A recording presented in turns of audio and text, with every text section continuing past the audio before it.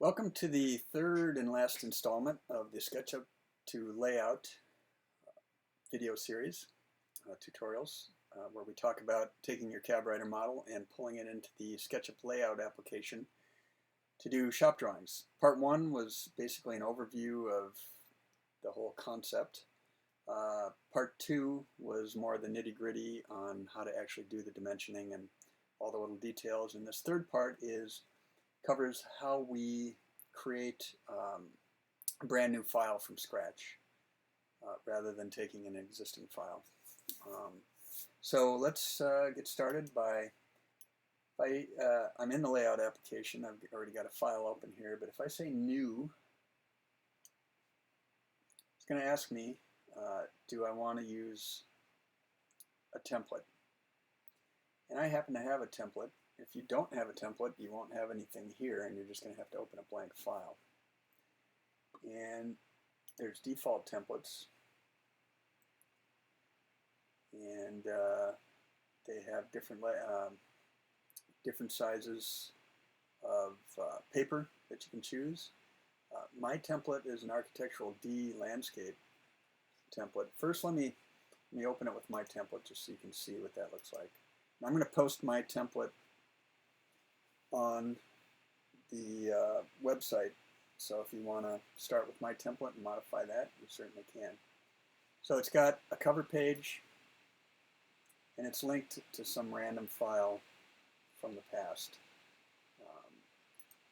and I'm going to have to relink it. And notice I've just got a bunch of symbols sitting over here that I can, that way I don't have to pull them out again. I can use the ones I want, and I can duplicate them and move them where I need to if I need to, and then delete the ones that I'm not using. I've got my cabinet symbol here that I've created in the past. And so now, this is nothing more than what we did in the last video. I'm going to, I can go to Document Setup and choose my references, and I can pick the file that I want to reference it to at this point. One thing I neglected to show in the previous videos is when I need to update my reference document, I can also right-click when I've chosen my viewport, and I can say Update Model Reference, and it'll go update it, whatever it is, wherever it is. I'm not even sure on this one. It'll update it. So it just did that. But I would relink this and so on. Now, if you were to open this file and you wanted to modify all this for your title block, you have to remember to choose the title block layer and then start drawing lines. You can move this line up. Just unlike SketchUp, there's no move command. It's just you highlight something and get the move symbol, and you can move it. You can lengthen it. I can draw a new rectangle if I needed to. I could delete this text. I could change this text. Here's a big text box with all this text in it. You can insert your own logo, highlight this, and then do Edit.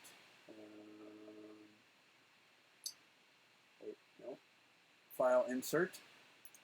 And it'll ask you to go to your hard drive and find a picture that you like, and it'll put it in there. So you can insert that anywhere you want on the drawing.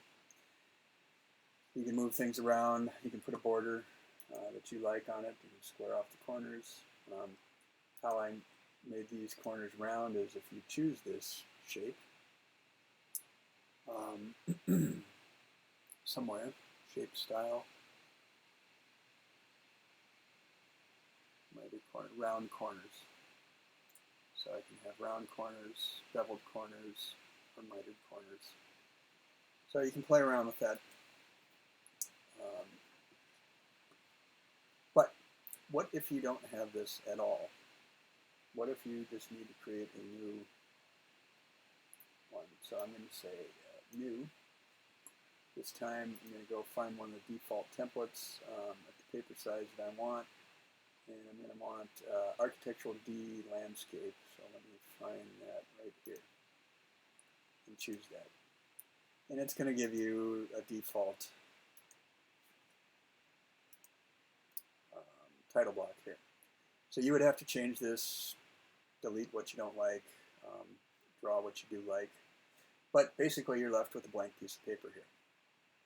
And it gave you some layers. You can change this to title block. We can see what's on what here. Unique elements. It's got a cover page inside every page. So on every inside page, that's what you'll see. So we could change that to title block by just double clicking on it, if you like that better. Or you can leave it how they have it. So whatever you like, you do it. And now what you want to do, let's say we've made a bunch of changes here, you want to say save as template. You save it as a template, you can call it Greg's template. Now, every time I do a new file, under my templates, I've got this new one called Greg's template. So I can choose that if I wanted to. But we're back to this one here. So now how do I get a viewport in here? Because there isn't one on this page. It's completely blank. What I have to do is go up to File, Insert. Instead of inserting a picture, I need to insert a skip file. So here's one that we were using in the last videos. And if I open this, it put the viewport in here. And I could make this viewport as big as I wanted. And it's pointing to some random last saved SketchUp view, which I don't really want. But I could choose elevation sink wall, like we did in our previous video. And there we go. Now we've got what we need. Notice it defaulted to raster. I'm going to put that to hybrid like we talked about in the last video. I would have to mess with my scale like I did, like we talked about in the last video. I'm not going to go through all that again. But we could name this elevation sink wall and so on down the line. And just like in the last video now, if I wanted to create a new page, I could duplicate this page, change the name, highlight it, and change the reference to something else. So now I'm basically back to what we were doing in the last video. And I can go do my setup for my auto text. Layout, File, Document Setup. And auto text, and change the project name to my project. And now if I put some text in here, for example, and it's going to be very small, but I put a left bracket, project name, bracket,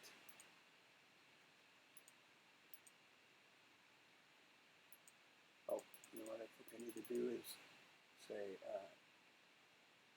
file, insert auto text. Sorry. So any of these things, I can have company name, company address, there's all kinds of stuff.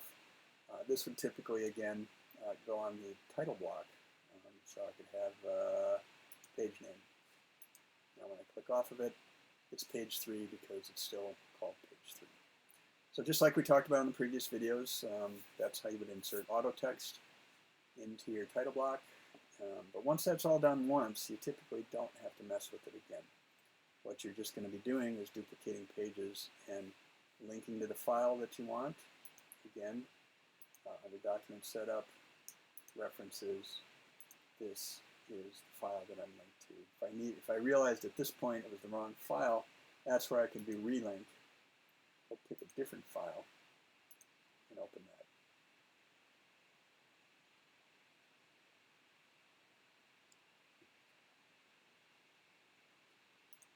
And there we go. So that's, and then I could save the file.